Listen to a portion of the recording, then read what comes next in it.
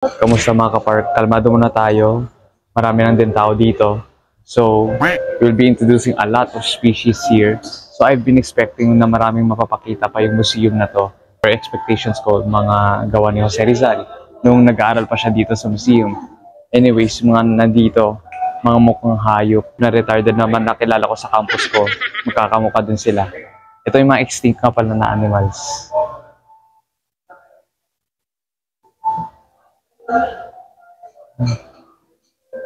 Yan. Ito, ewan ko ba kung bakit may matalas na goiter to eh. Mukhang laki ng sinubo niya eh. Mga mabubok talaga, tsaka di mga mukhang di naliligo. Yan. Ito nga pala, from Philippines. Tandang. I guess you've heard about that. It's already a local legend in the Philippines. That's why dinisplay na to sa museum. Yung mga iba, mga prehistoric, others were from different countries. Basically, nandito tayo sa mga bird section muna. Dito, yung may makita tayo din na sa taas. Mga shells, skeletons. Cockatoo from Australia, guys. And its members, family members, guys. We've been finding this through a lot of places here. And sa nakikita nyo, marami din dito yung mga common collections na nadadampot lang sa dagat.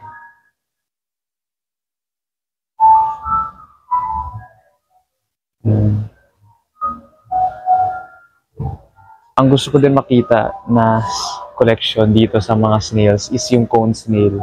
Talagang ano siya eh. Ang maganda tingnan tapos ang deadly pa. Ito. Yan sa summer mga yan. Halo-halo na tayo dito. May mga mammals and reptiles. Yan. Ito mukhang armadillo. Armadillo.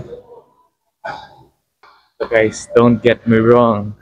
Ito na ata yung size ng Titanoboa.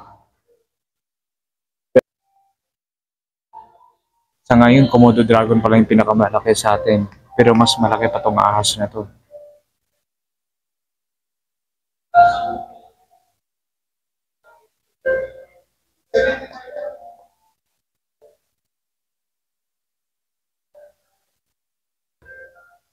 For example, if you'd seen this crocodile, yung buhaya, mas malaki pa actually yung lolong eh, kaysa dito eh. Pinakita lang dito yung actual size ng buhaya. Pero if you go further, ang pinakamalaking turtle natin is Galapagos turtle. Or tortoise pala, to be exact. But this is much bigger.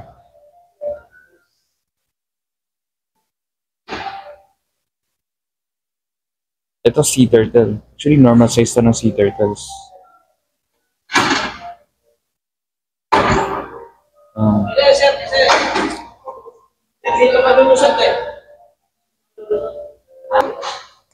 Dito tayo natatapos sa part 1 natin, guys. Sabay tayo, guys, kung gusto niyo manalangin dito sa mga paintings na to. Yan. Magsamba kayo sa mga popes. Nakikita niyo dito. Bawat magkabilaan. And then these are not just any religious paintings, but also different environment na pinakita. Actually, issues from the society, yung mga tao na manggagawa, mga kabataan. Dinidisplay dito yung mga mga livelihood nila o mga nangyayari sa Pilipinas way back then.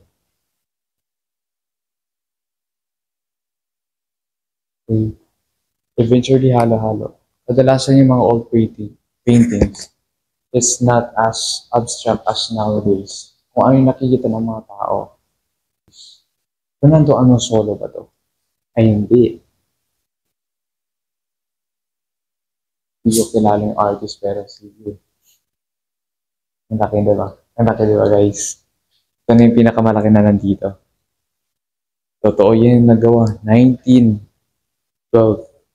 to 1998. Yung tao pala. Pero ito yung painting.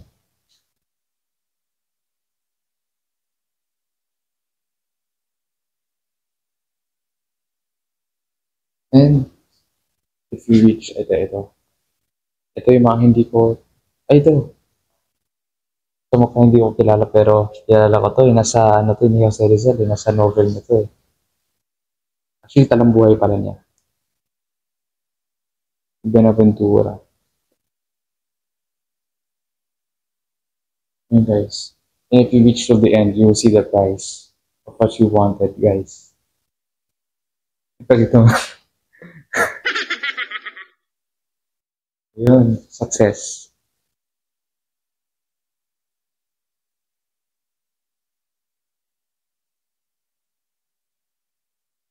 Yun.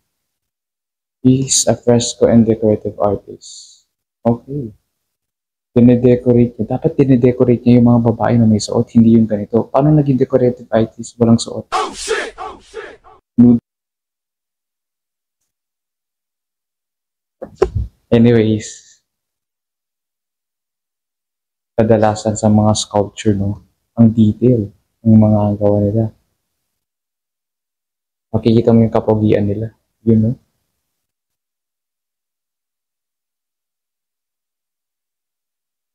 In this other side, mostly mga religions na, mga religious portraits.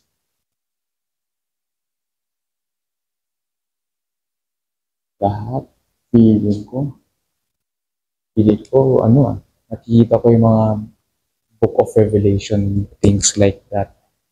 Kung ano yung mga nangyayari when angels fallen, or God has risen, or came down to earth.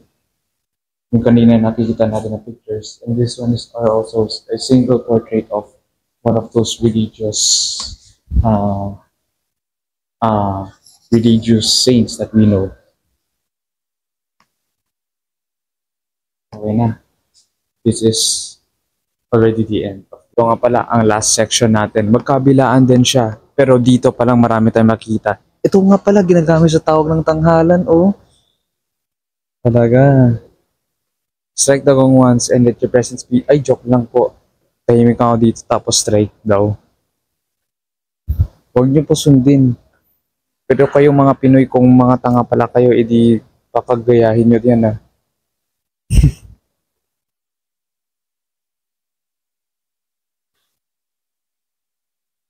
Ito po yung mga sinaunang instrumento ng mga Pinoy. Yan. Mga ginagamit ng mga katutubo, mga gitara na wala namang string. Basta yun po yung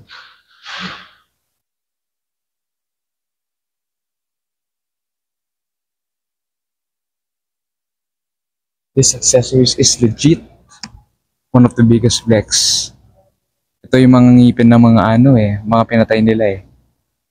Ay talaga. Biggest flex, mga maraming pinatay, no? Ganun yung mga dati sinauna. Ito naman sa babae section. Kasi kanina yung mga ginagawa yung mga collection ng mga lalaki. Ayan po. Mga biniweave nila. And until now, ginagawa pa rin yung traditionally. May nadididig na tayong artist. Yes. These are the blades and weapons. Ayan guys.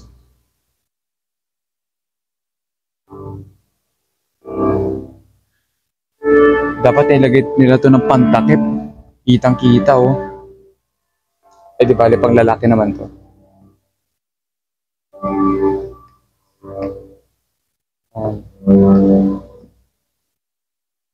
Ito naman yung ginagamit nila pang, hindi ko alam. Nowadays ginagamit nila pang insert sa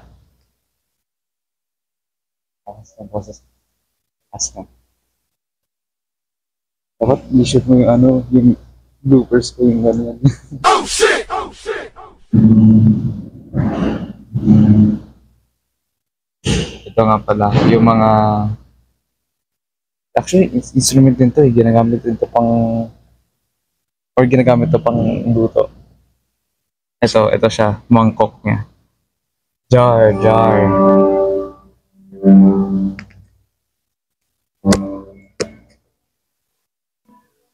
Ito naman, yung sariling gawa.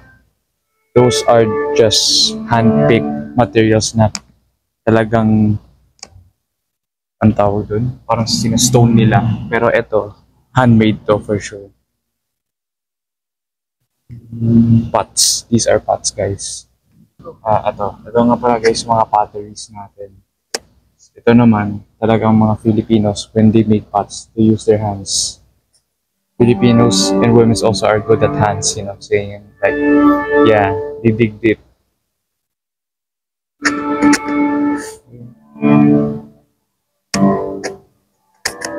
Mga submarine na mga sinaunang ano, tapos, yan, kompas natin, no? Kompas.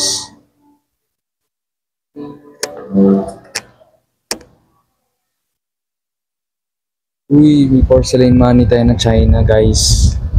Sa mga fellow Phil Chai ko dyan. Shout out, guys.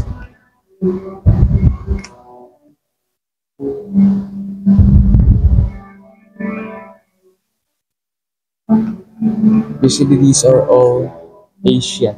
Pero kumbaga mga ginagamit ng mga sinaunang before Christ pa. Ito yung mga in-exchange nila, mga tinitrade nila. So, money talaga is way back. Very old, prehistoric era pa. Ginagawa ng mga to. So, they've been using the concept of making golds, making silvers as an exchange. And later on, diba, mukha na sila mga medalya. Ngayon hindi na mukhang pera, mukhang medalya na.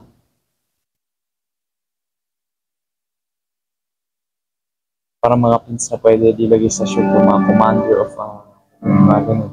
Are the medal sections. Lahat yan mga previous or pinakauna pang mga medals na binibigay sa mga graduates dito sa UST. So from cum laude to summa cum laude, meron din tayong mga other medals dito for sure. These are for society, for different courses, like for professors, one for the virtue and science. Ayun. So basically, if you're best in that field, they could give you a lot of recognitions here. These are some of it.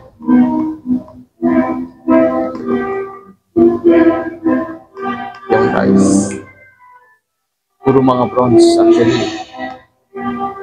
As you see, all antiques, mostly bronze. Kung nakikita niyo yung kanina medal, talaga siya na gold.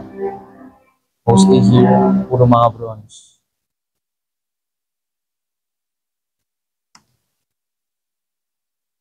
Sana puro mga bronze. Sana tama ko na puro bronze. Ito. Sun watch.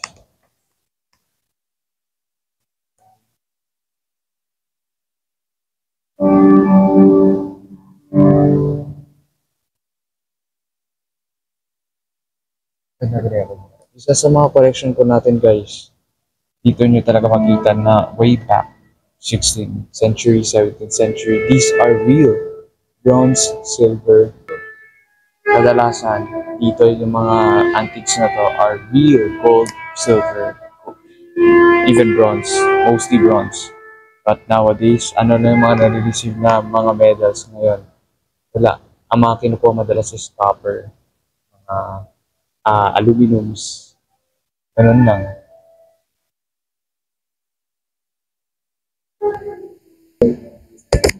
These are the ceramics that are way back this century, 12 to 14. These are the ceramics na ginagamit for trading from Hong Kong, tapos tinitrade to Guangzhou. Kaya ginagamit ito ng mga Chinese traders. This one is mga early Chinese ceramics. Basically, these are filled with jewelries. Ang mga jade bracelets na tinitrade din actually, or kinikip. And this one naman, yung mga trade version na to, these are rare to find. Talagang nowadays, mahal pa rin mga to. And ayan, ginagamit siya to keep yung mga golds and silvers natin. And pag namatay din yung mga Filipinos, So this the end. Ito na yung overall montage. Alam ko na overwhelmed kayo. Kaya ito na sila lahat.